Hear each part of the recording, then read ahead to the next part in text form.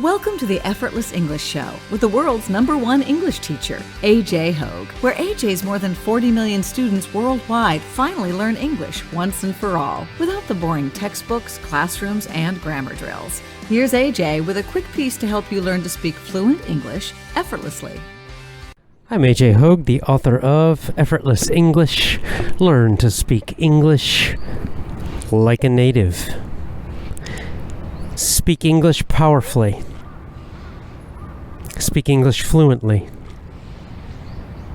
Think in English. Commit to my VIP program. Join. Train. Be an advanced English speaker. Join my VIP program. Be a VIP member. Go and join now. Join today. Remain a member.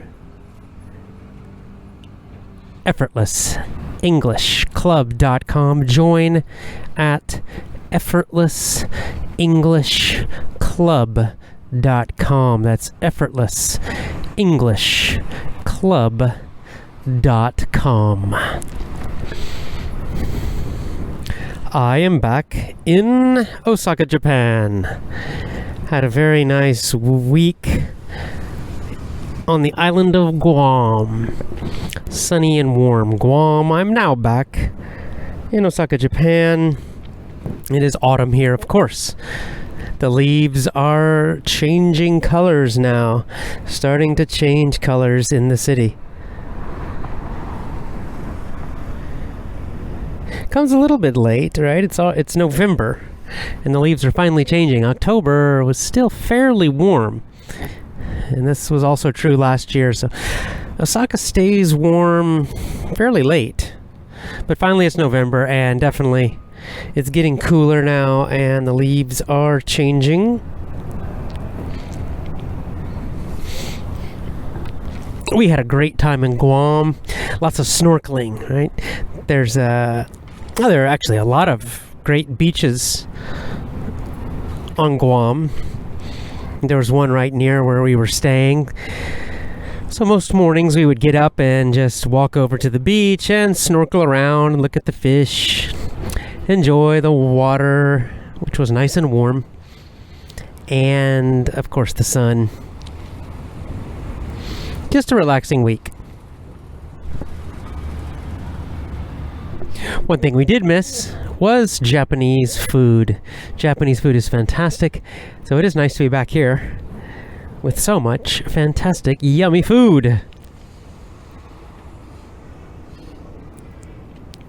Now, I'm not done with nature, because we have another trip planned here in Japan.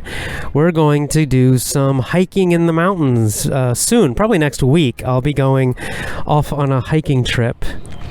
We're just figure out our path and our accommodation and our schedule, but probably we'll be walking in the mountains for 1 to 2 weeks is our plan. Really, really beautiful area from what I've seen. It'll be my first trip, but we're planning to go to an area called the Kuma no Kodo. Kuma no Kodo.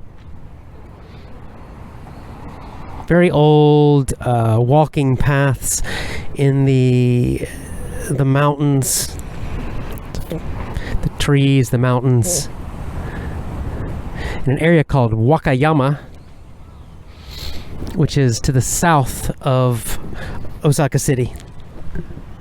A beautiful area, fantastic area.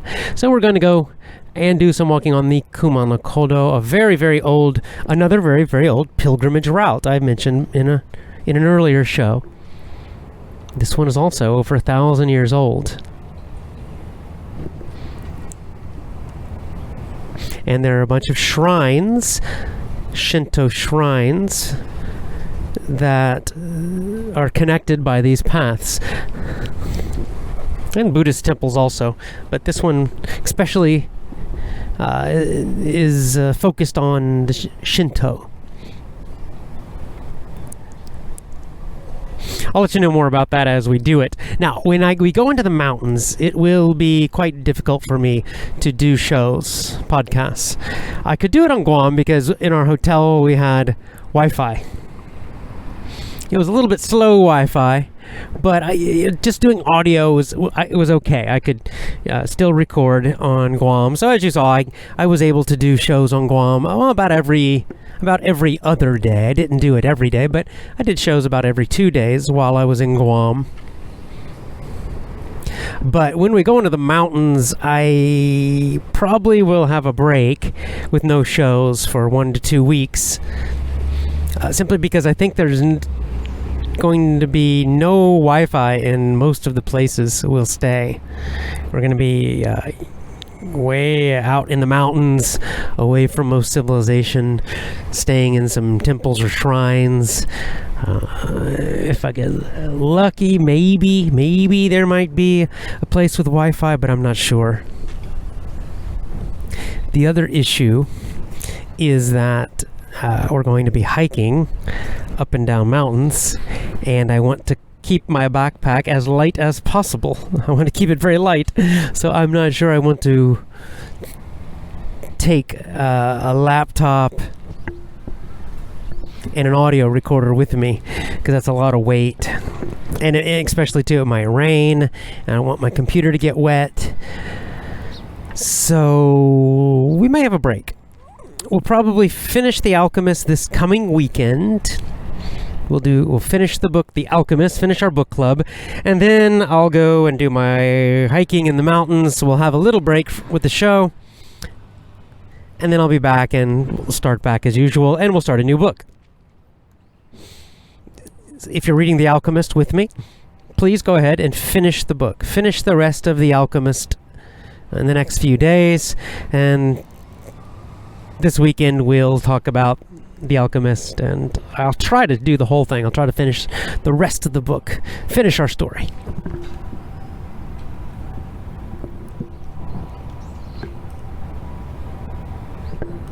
Reading The Alchemist, in The Alchemist, there's a lot of discussion of intuition, following your deep intuition, your deep enthusiasm. He calls it desire, but I don't really like. Desire has a lot of meanings. Desire can mean just a strong wanting. So he says, your strong desires are always positive, but I don't know if that's a bad translation or it's a bad, an incorrect thought from Coelho. But either way, that's not correct at all. We know for sure. It's quite obvious that there are many strong desires which are, in fact, very negative. And indeed, the source of great evil. Strong desires can be and lead to great evil. Desires can be very dangerous. So I don't like that use of the word desire. Again, I have not read the original Portuguese version of the book, so I don't know what word he's using in Portuguese for the story, but in the English version of the book they translate it as desire, which I think is it's not a good translation. It's not a good choice of words. I think a deep intuition might be a better choice, or deep, strong enthusiasm. Right? There are other words in English that communicate this idea better. The idea he's trying to communicate. What he's trying to talk about, what he is talking about, which we can understand from the whole situation of the story, what Paulo Coelho's trying to tell us. What he's talking about is not just every strong desire. You can have a strong desire for sugar. You can have a strong desire for drugs, heroin. You can have a strong desire for alcohol. You can have a strong desire to hurt people. Those are quite obviously bad and evil, and you should not follow them. So that's not what he's talking about in the story. he's talking about in the story is something much deeper and more positive and more spiritual, right? I used the word before, a calling, because what he's talking about, what it's obvious, the way he communicates these ideas in the story, he's really talking about some kind of spiritual message, a message coming from deep inside your spirit, deep inside your soul, possibly a message from a divine message from God, right? What's most important and good and true inside of you. That's what he's talking about. That those messages that keep coming again and again and again, trying to push you, lead you in a good direction, in the direction towards, goodness, happiness, truth. That's what he's talking about. Obviously, we can see from the story that's what he's talking about. Some might call this your conscience. Your conscience. Your deep conscience.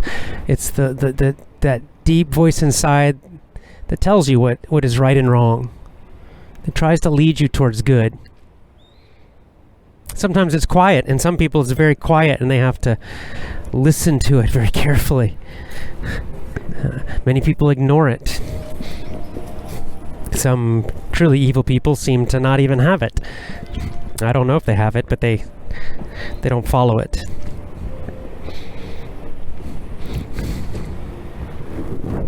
And this is connected to two other words or two other ideas: intuition and thinking. What's the difference between those two? Because what he's talking about in the book is really intuition, is another word we could use. Intuition, calling, spiritual messages, deep enthusiasm, conscience. These are all connected and related, similar. But let's just use the word intuition today. Intuition, right? A lot of times we talk about this word intuition. Follow your intuition. Listen to your intuition. Like it's the idea of some like a voice deep inside you that's telling you what's right, what's true, what you should do, help you make decisions, give you creative ideas. Intuition. But then we also have this word thinking. Thinking, we all kind of understand what thinking is. But what's the difference between the two? What's the difference between intuition and regular thinking?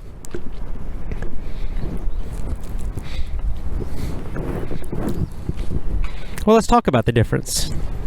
Thinking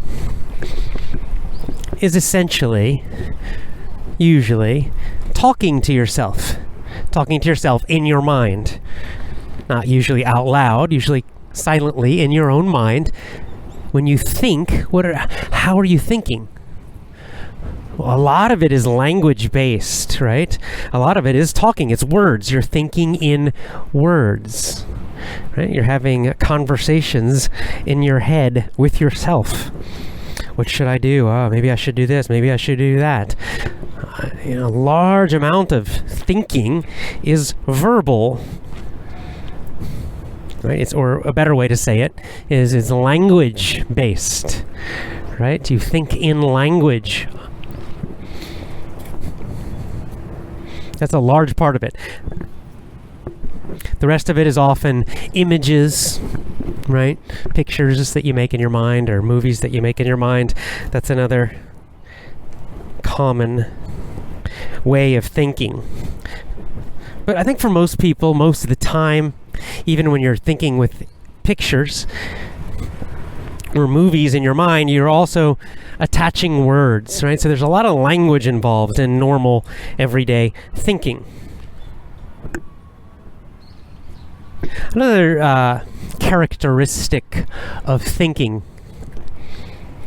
is that when you're thinking, when you're really trying to think, when you're doing a lot of thinking, your mind is typically noisy. You have the feeling that your mind is noisy. And again, why? Because your mind is filled with a lot of words, talking to yourself, and a lot of images, right? Pictures and movies in your mind. So it's very full, right? It's very active. Your mind is very, very, very, very active. Noisy, we could say. A kind of a noisy mind, just jumping around from words to words, sentences to sentences, pictures to pictures. This is another characteristic of thinking. Tends to be, often is very noisy. Another characteristic of thinking. Thinking is output focused. Output focused, right? You're making an effort to create thoughts, to create ideas. Again, it's like speaking. We can think of it like language, right? Output. What's output with language? Well, it's speaking and writing. Right? Input is listening, right? When you listen or when you read, that's input. You're receiving language. But when you speak or you write, it's output. You're putting out language. Well, it's the same thing. When you think, you're typically putting out thoughts. And what are those thoughts? Usually, again, language. You're putting out language in your mind. You're talking to yourself. Or you're putting out images, sometimes sounds. But it's output. A lot of output. And often you're trying to output. You're asking yourself questions. What should I do? And then you start making a list. Well, I could do this, or maybe I could do this, or maybe I could do this, right? It's output, output, output. You're talking. You're creating these thoughts. And another final characteristic with all of this, with thinking, is often thinking, therefore, is kind of impatient, not patient, right? Because you're trying to push. There's a feeling of effort. There's a feeling of effort with thinking, especially when you're trying to solve a problem, think of a solution, make a decision, right? You're kind of using energy. You feel like you're trying to push yourself. I've got to make a decision. I've got to figure out this problem. I have to make a decision. What do I do? I need a new idea. And there's this feeling of effort and pushing. Right, and you can get frustrated if it's not working. You can get frustrated. When it is working, it feels pretty good. But when you're not thinking well, when you're not thinking of the solution, when you're struggling to decide, well, then it can be very frustrating, and you get impatient. You're not patient. So that's thinking. Now, thinking is natural. Our brains will think. Much of our brains are designed to think, and thinking is necessary. It's part of solving problems. It's part of communication. Thinking is not bad. It's just that thinking is limited. Thinking is good for some situations, sometimes. Typically the day-to-day normal stuff we do every day, the typical problems and issues and decisions we have each and every day, the kind of normal life stuff. Thinking is very useful for all of that and necessary. So we don't want to stop thinking. In fact, it's pretty much impossible to stop thinking completely forever until you die. And who knows, maybe even after that, we don't know. Okay, so it's not that thinking's bad, but it's limited. It has limited use. It's a tool. It's a tool like a hammer or a screwdriver or a saw, right? And a hammer is not good for every situation. And a screwdriver is not good for every situation. And a saw is not good for every situation. You've got to use the right tool for the right situation, for the right job. Let's talk now about intuition. Intuition is more useful for which situations? Sometimes intuition's useful for everyday quick decisions, but not so much. Intuition is especially useful for those big life decisions, right? Those big decisions about life, the direction of your life. What should you do with your life? Should I take this job, or what career should I have, or what is the meaning of my life, what is my mission right now, or my purpose in life, how can I best lead my family? These kind of very large decisions and very deep and important decisions are often very difficult to figure out with normal thinking. You know, a lot of people, what's my purpose? What's my purpose for life? What's my mission for life, or my missions? Right, a lot of people struggle with this, especially young people, and they're, I don't know, and they think about it, and they think of one answer, then they change their mind, and then something else, and they change their mind again, and they're very indecisive. They can't decide. They're not sure, and it's very stressful. And that's because they're trying to use normal, regular thinking, problem solving, for a situation that is much more deep and spiritual. And really, intuition's better for those situations. That's one of the messages Paulo Coelho in The Alchemist is giving us, right? Because Santiago is basically searching for meaning and purpose, right? For his mission. It's not just about money and gold or something. It's much deeper than that. And he is having to use his intuition to make those decisions. So what's intuition? How is it different than normal thinking? Well, number one, intuition usually starts with observing. Observation. Quiet observation is usually the starting point and the main way of connecting to your intuition. Right, so thinking is more loud and noisy, right? You're asking questions, you're talking to yourself a lot. Lots of images, lots of words in your mind. Intuition, using your intuition is a more quiet process. Right? You, instead of make your mind becoming more noisy with words, you quiet the words, you quiet the conversation in your mind, and you just listen and look. Santiago does this a lot. Remember in the caravan,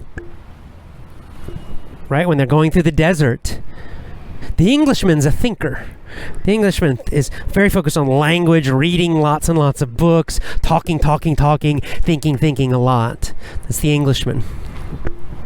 But Santiago is much more intuitive. That's the adjective. He's intuitive. Santiago doesn't like talking too much, reading. He doesn't want to focus too much on language. What does Santiago do? Santiago watches. He watches the people in the caravan carefully. He watches the animals and notices them in the desert. He watches the desert itself, the sand, the sky, the sun, the moon, the wind, the stars. He's always watching, carefully looking and observing, listening very, very carefully, quieting his mind.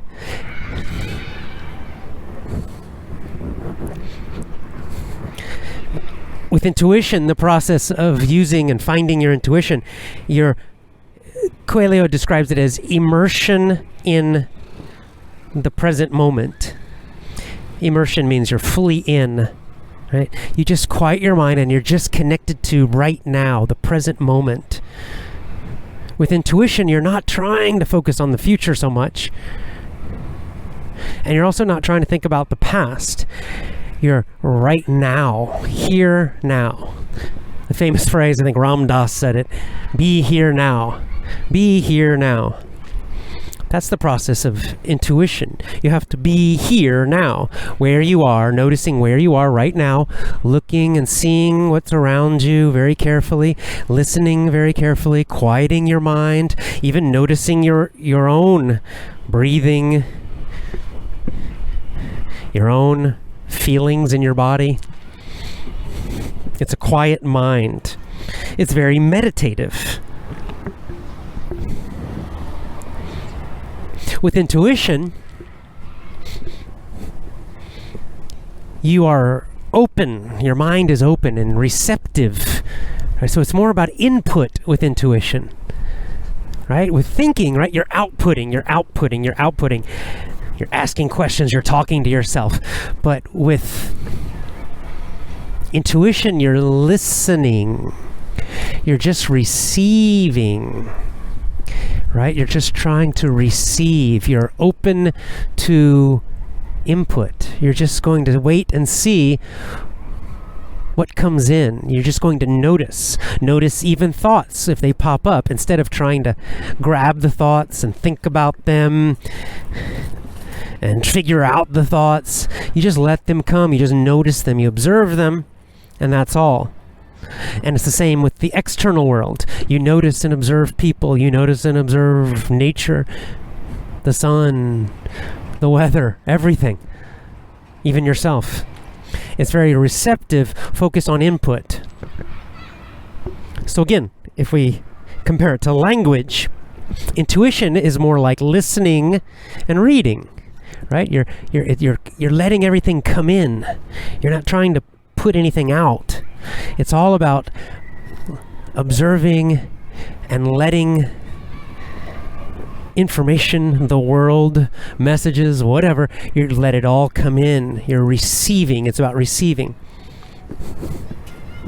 And because of this, intuition is very quiet and patient.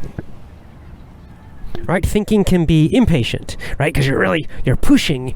But intuition is very peaceful feeling.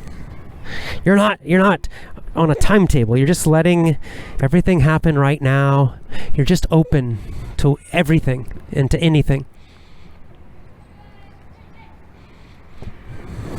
And so it's very calm, very patient.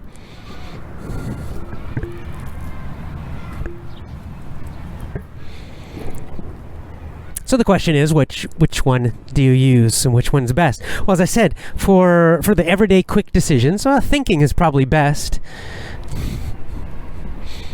Right? Because intuition is a slow process, typically. Now, sometimes you get a quick intuition and you just make a quick action, and that's fine too.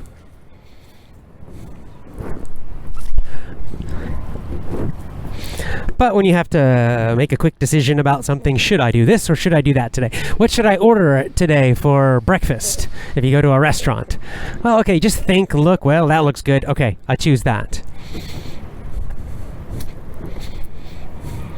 But for those, like the deep question, let's say you're a young person, you've gotten out of school and you're saying, what should I do with my life now?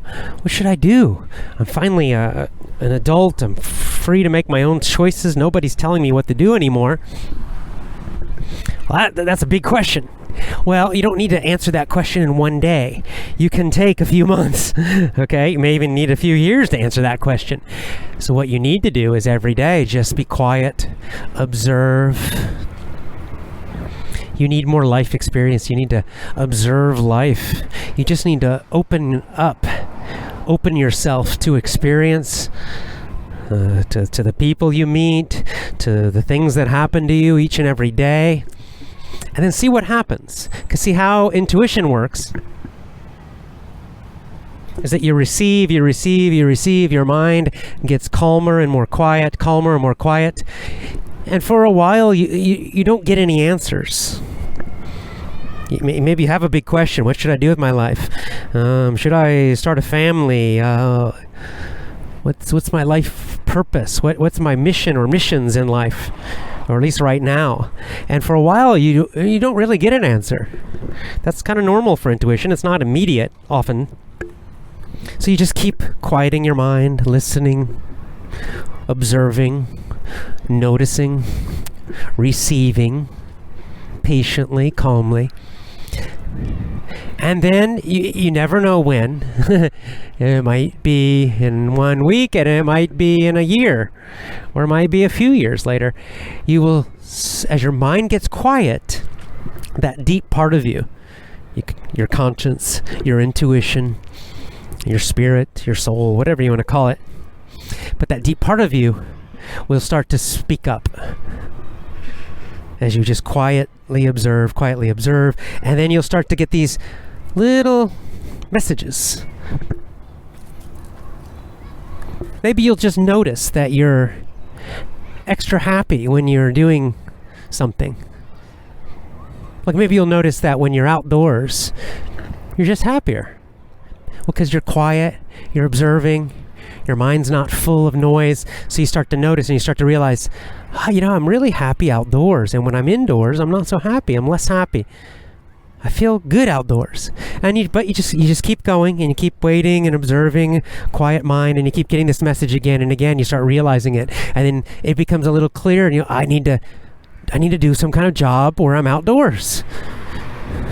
Of course, right? And then it'll become more clear, and then your thinking will start to work, because now you're getting this message from your intuition, and now you can start to use your thinking to help. And you can say, well, okay, what jobs are good for working outdoors? And you start to think about it, and then maybe you get stuck again. Maybe you have a list of 10 or 12 or 20, but you're not sure which one. So then you go back to intuition again, quiet, just observe, and you'll feel yourself being pulled to one or two of those answers, and the message will keep coming again and again. It'll keep coming back, it'll keep coming back, it'll keep coming back again and again and again. That's how you know it's an intuition. One way you know is that, one, your mind is quiet, and two, that the same answer keeps coming back again and again and again when your mind is quiet and calm and peaceful. And this way you'll be led. Like for me, travel when I was younger, it just kept coming back. I didn't know what I wanted to do with life. I was just working kind of any job to make money.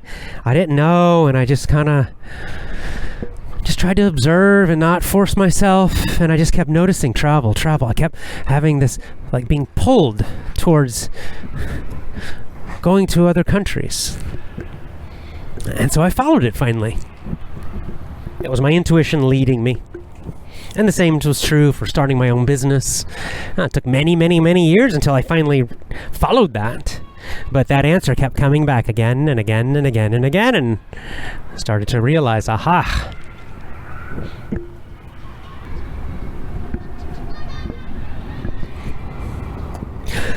Okay, so how to use intuition. Let's just be very practical. When and how do you use intuition? When's the time?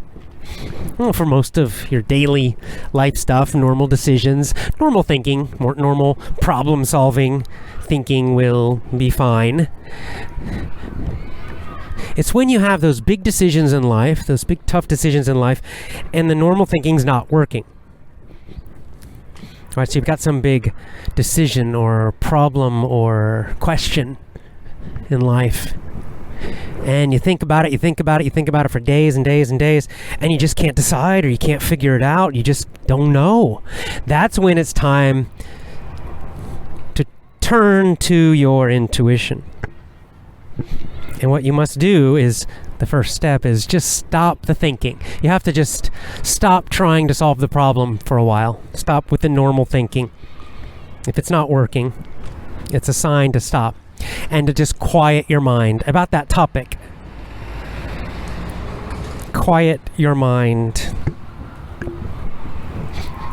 And instead of thinking, observe. Focus on observing, looking carefully. And when you do this internally, it's called meditation. When you observe your own breathing, when you observe your own thoughts, when you observe the sensations, the feelings, vibrations in your body, that's called meditation. Those are all different means or methods of meditation. So that's one way to do it, is just to meditate and to focus, observing, listening and observing internally. That can be difficult, as you know, we've talked about it. It requires discipline. Something that is a little easier to do, that requires less discipline, it's easier to do, is to focus externally. You can use the same mental state, the same focus, but use it externally. So you observe and listen to the outside world. And this is the way an artist, for example, an artist or a really good photographer This is the way they will observe the world, where they quiet their mind and they just look, they just observe everything around them. You can do it with people. As people go by, you just quietly look at them, but really look at them. Really observe them carefully. Notice their facial expressions. Notice the clothes they're wearing. Notice the way they're moving. Really notice the people. You can do it with nature, the trees, the plants, animals, even the cars and bicycles and trains and things that go by, even the clouds in the sky, the dirt under your feet, bugs. Just noticing, quieting your mind and just noticing, observing the outside world. You can do that with your eyes, and you can also do it with your ears, noticing sounds, really listening carefully. I'll do this sometimes when my mind's too loud and noisy and confused. Sometimes maybe I'll be in a coffee shop. I'll just close my eyes for a few minutes and I'll just notice the sounds of, right? Usually there are lots of people talking all at the same time and there's some music and it all together mixes together in kind of this kind of hum, this kind of vibration noise. And I'll just notice it very, very carefully, focus on it. And as I do that, my mind gets quiet and more peaceful. And then, often then I'll open my eyes. And while I still continue to notice the sounds, I'll also use my eyes and I'll look around and I'll do the same thing with my eyes. And I'll just notice everything I'm seeing very carefully. So I'm noticing with my eyes and with my ears at the same time. Not thinking, not talking.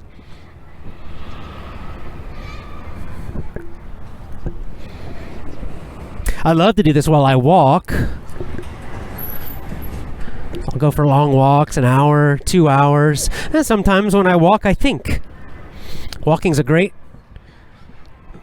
way to solve problems and think of ideas and things. So a lot of times I do that. I'll be walking along and I'll just think, what can I do? What should I talk about in today's show? Or I'll think about other things in my life, and I get a lot of creative thinking done when I'm walking. But other times, especially when I have maybe some really big issues or questions or something and I really need to use my intuition, I'll just quiet my mind and I'll just walk. And as I walk, I just notice everything. I walk and I just look and listen, and try to keep my mind as quiet as possible as I look and listen, as I walk through the city or park or wherever I am.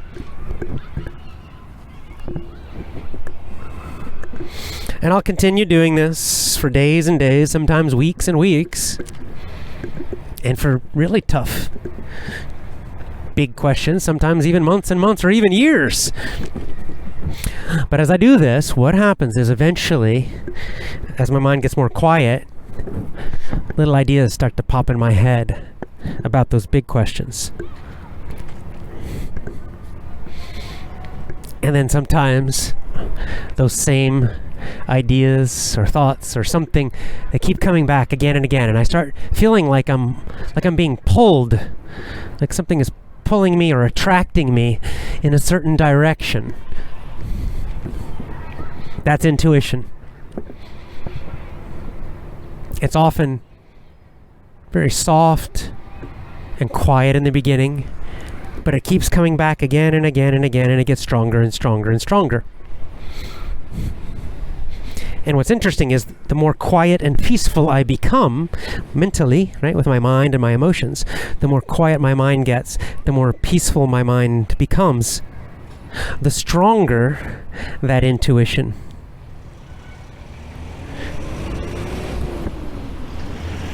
This is one way, this is a good way to test, by the way, and a good way to know if something is a good, healthy, positive intuition, or if it's just some desire that's not positive, that's maybe bad or destructive.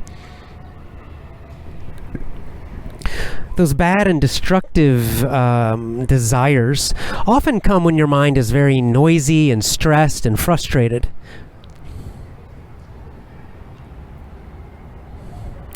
And usually, those unhealthy desires, usually they get weaker. They get weaker when your mind becomes quiet. So for example, let's say I'll use one of my own that I've talked about, that you all know, sugar, the desire for sugar. Okay, that's one of my unhealthy desires that I have to fight against sometimes, often. So let's say, I notice that my desire for sugar usually gets stronger when I'm stressed. When I'm stressed, when I'm unhappy, when I'm frustrated. That's when those desires for sugar come. Why? Well, because sugar, at least in the short term, right, gives a nice, good feeling. Right? It gives a jump in energy. It feels good in the short term. So if my body is feeling, if I'm feeling tired and frustrated and stressed, I can eat something sweet, and for at least for a short time, I feel a little better. So it gets stronger when I'm stressed, when my mind is noisy. On the other hand, if I have that desire for sugar, if I sit down and I meditate very well and very deeply, and my mind becomes very, very, very calm, and my body becomes relaxed and peaceful, and my mind is very focused, then I notice when I'm like that, that desire for sugar will get weaker. As my mind becomes more calm, more peaceful, the unhealthy desire gets weaker and weaker and weaker. Interesting. On the other hand, the positive intuitions, those positive attractions or thoughts, they get stronger, they come more when my mind is calm. And they're harder to hear when my mind is noisy, right? If my mind is really noisy, then the intuition, it's like the intuition doesn't come, or I can't hear it because my mind is too noisy and distracted by too many other things. But when my mind becomes very, very, very, very calm and peaceful, and my body too, that's when it's like I can hear that intuition, and now that intuition can come and gets louder and stronger, louder and stronger. This is an important thing. Paulo Coelho doesn't really talk about this in the book, but it's something I've noticed in my own life, and that is important, because I know people get confused by this, right? This is one of the weak points, I believe, of many of these, well, what we call in English New Age books, which are kind of spiritual books, but they're more modern. The Secret, that is another one that's popular. Probably a lot of you know about The Secret, the book The Secret. It's kind of another New Age book. It's not that they're teaching anything bad.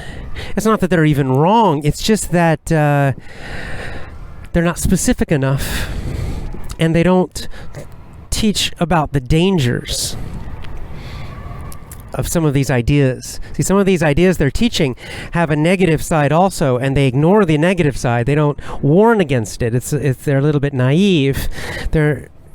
It's just not as skillful.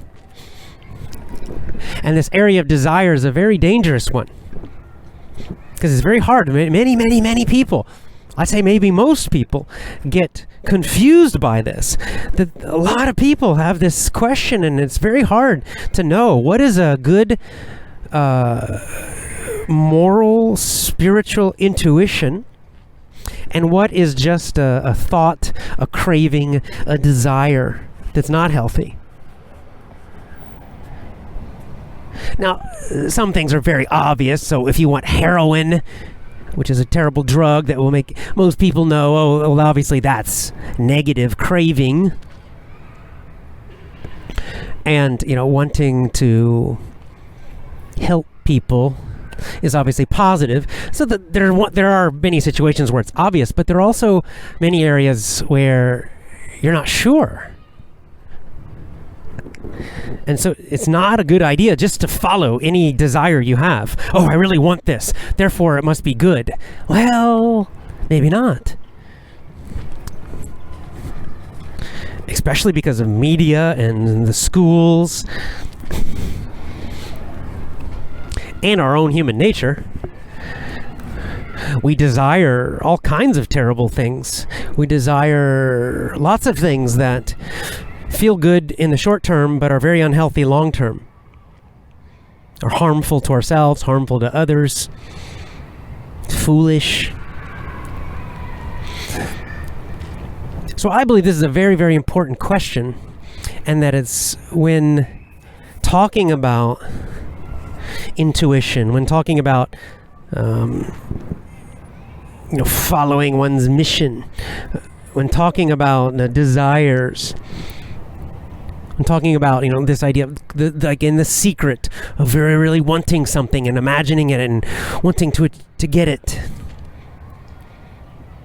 We always have to talk about at the same time understanding and knowing, how do we know which ones are positive and good, spiritual, wise, and which ones are the opposite? If we don't ask that question, we can go off in a very bad direction in life. And we know lots and lots of people do.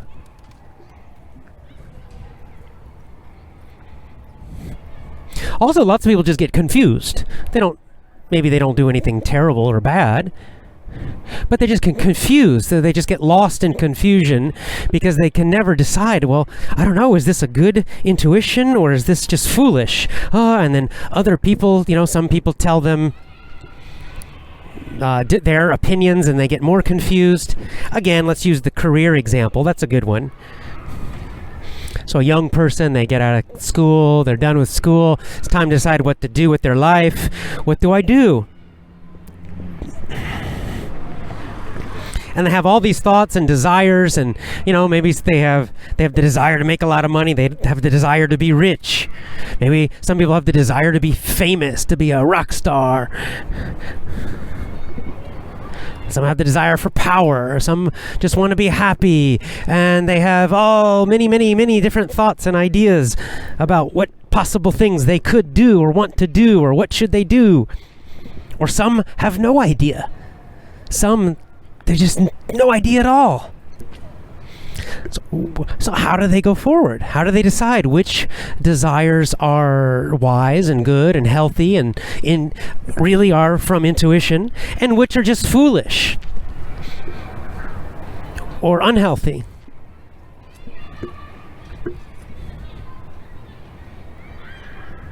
You've got to decide that first. Before you chase your desire, before you go running after your strong desires, you first have to figure out which ones are the deep, true, powerful ones, the intuitions, and which ones are just your conditioning, your programming from others who want to control you, who want to lead you in a bad way. Or even your own. We have also just bad desires that come from inside too, that are just biological. Sometimes are.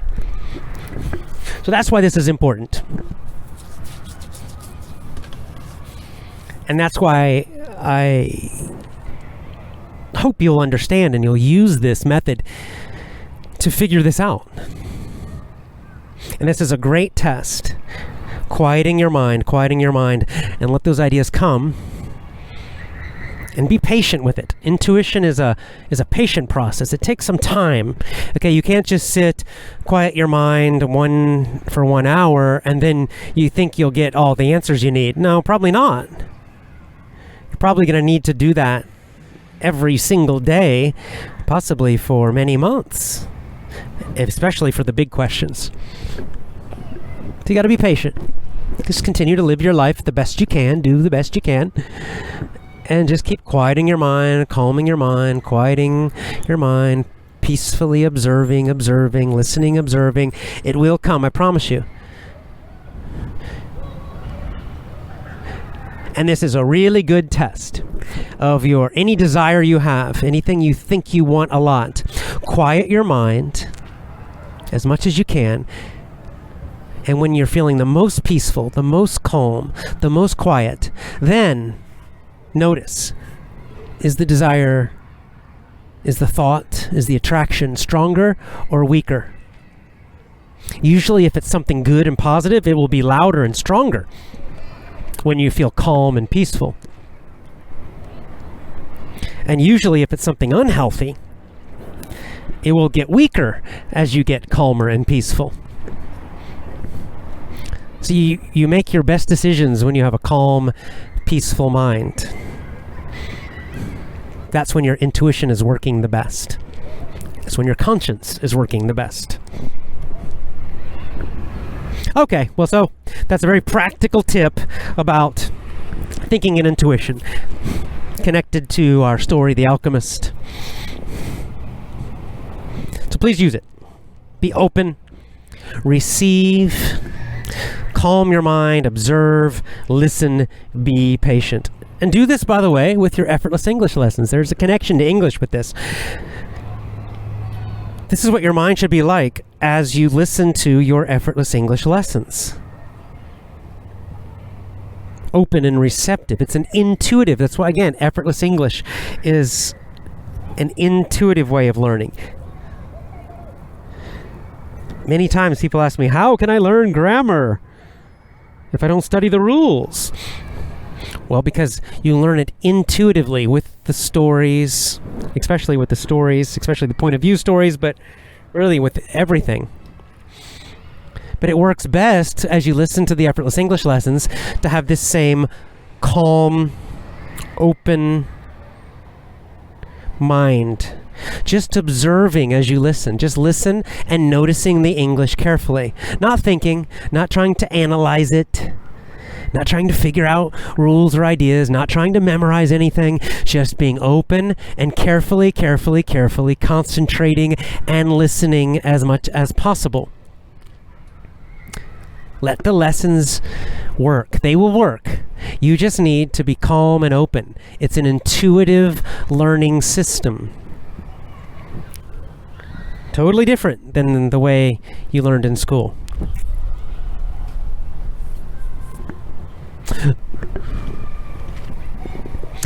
It's time for me to walk back home on this very calm and peaceful fall evening. Catch up with me. Gab is back, by the way. Yay! Gab.com. Gab.com. Follow me, AJ Hoge, at AJ Hoge. That's my name. AJHOGE. Send me a message on Gab. Give me suggestions for my new mini course. Ask me questions. Follow me on Gab. Gab.com. Gab.com. Follow me at AJ Hoge, AJHOGE, and join my VIP program. Get those intuitive lessons. Train intuitively. I train you to speak English powerfully, to speak English confidently, to speak English fluently, to speak English effortlessly. That's what speak English effortlessly means. It means you speak it intuitively. It just happens automatically because the grammar, the vocabulary, the pronunciation, the understanding, all of it is deep inside of you. You're not using your normal thinking. It just happens automatically. It's from your deeper intuition. That's how you learn with Effortless English and with my VIP lessons.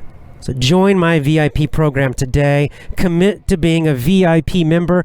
Go now to effortlessenglishclub.com. Go to effortlessenglishclub.com. effortlessenglishclub.com.